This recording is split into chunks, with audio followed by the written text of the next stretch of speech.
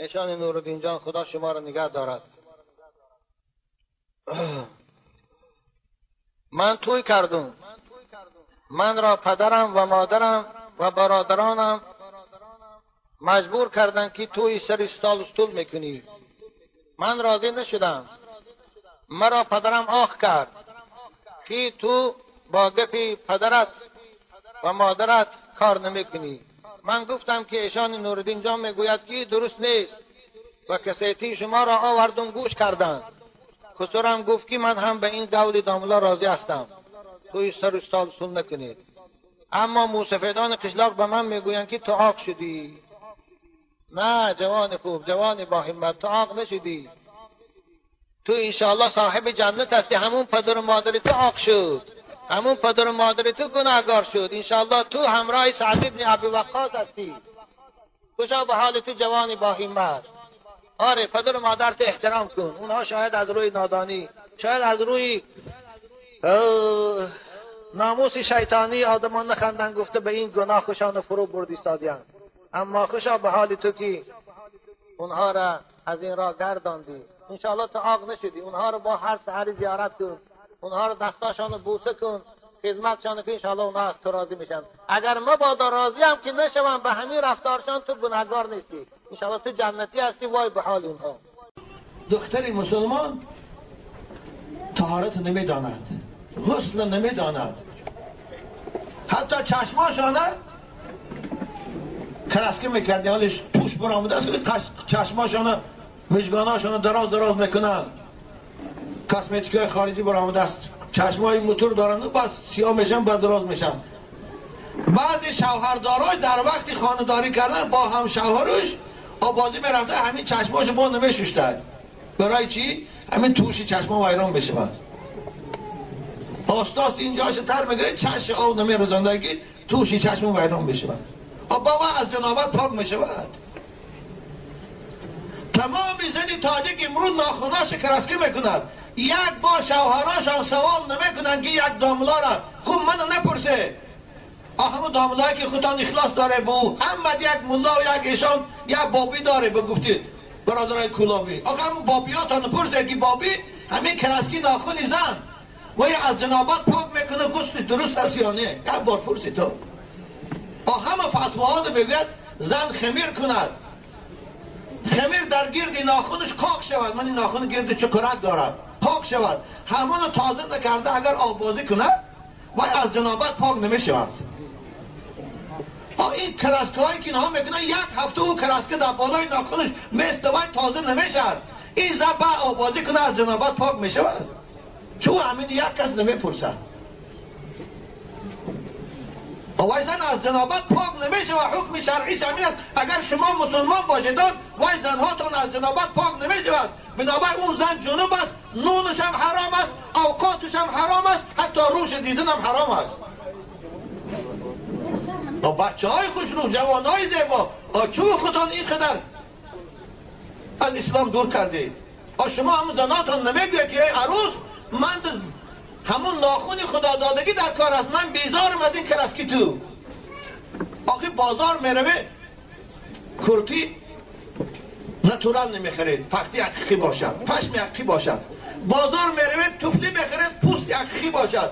آخی میموری همین زناتون هم گوید که من همین روی حقیقیت میخوام بوسه کنم، همون کرسکی تو در من در کار نیست. شو همین هم نمیگویتون. این حرام است. این کاسمتیک خواهرای عزیز صدای منو میشنه، این برای زن مسلمان نیست. زن مسلمان باید در یک روز 5 بار روش شوید، طهارت کند. زن مسلمان باید غسلی از جنابت کند. زن مسلمان باید غسلی از حیض و نفاس کند. این برای ما نیست، برای دنیای حیوانانی غرب است که باید نه طهارت دارن، نه غسل دارن، نه حیض و نفاس دارن. برای اونهاست که در یک هفته یک بار روش بشوید، از این هفته به هفته یک بار تنش بشوید. مسلمان باید از حیض پاک شد آبازی کند، تمام بدنش بعد آب رساند. این فرض است. از نفاس پاک شد باید تنش شوید. شوهرش که خانه‌داری کرد باید تمام تنش شوید. این فرض است. چطور میشه این کرسکا با آب نمیگذراند تنش؟ این ناخونات تکش خشک میموند، بنابر از جنابت پاک نمیشود. از جنابت که پاک نشد وای زن جنوب است.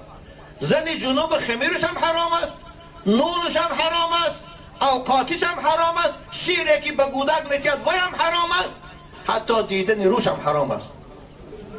این از حکم همون اسلامه که شما بخواهید پیروی همون اسلام باشید. اما اگر رفت مسیحی شده باشید اختیار شماست.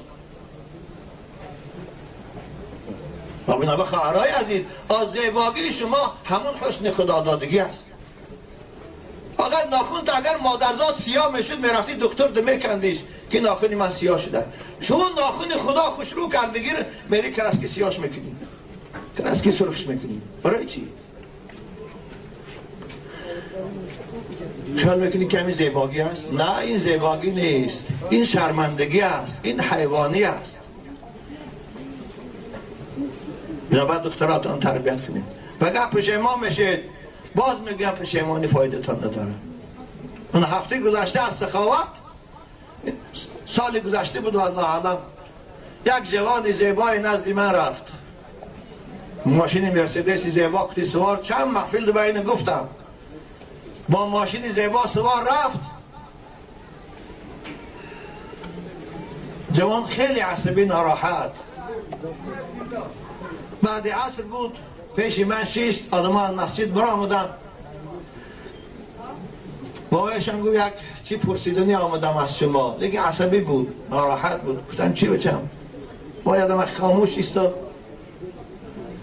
گفتم آمدی گفت زنه که وقتی منو بسیار نگیر. بگی بابایشان من تاجر شده کار میکنم، بازار تو دکان دارم.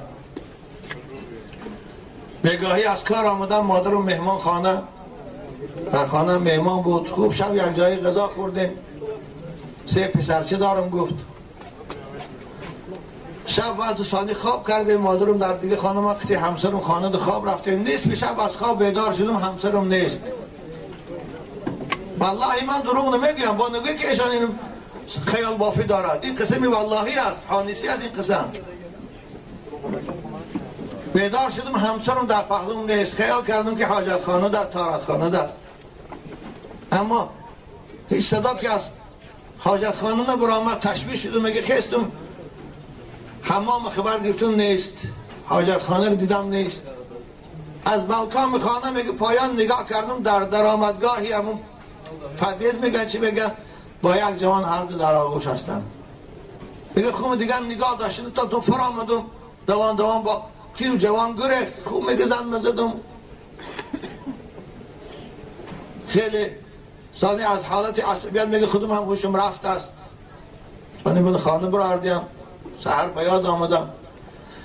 بعد به هوش آمدن زنم 100 طلاق کردم. من از زنم پروا ندارم، برای من باید قدر ندارم، اما من برای بچه هم سوال آمدم که بچه هم چی میشه باید من اونا رو چیکار کنم؟ شما به من چی مسئله میدید؟ ببینه خانم از آغوش شوهرش خسته پیشی آشناش برآمدن. عزیزان من این از چی بشود؟ از بی‌دیانتی بشود. شاید همون دادری ما خودش زنش تربیه کردن تا نیست، زنش فسان کرده کوچه برآمد، یک بار نگو که زنه که کجا بری. زنش سریزو چه کرتی آستی کرده در بیرون پردیس با همسایه ها گپ زد، نگفت که چون با اونا گپ میزنی. آخرش من چی نتیجهش این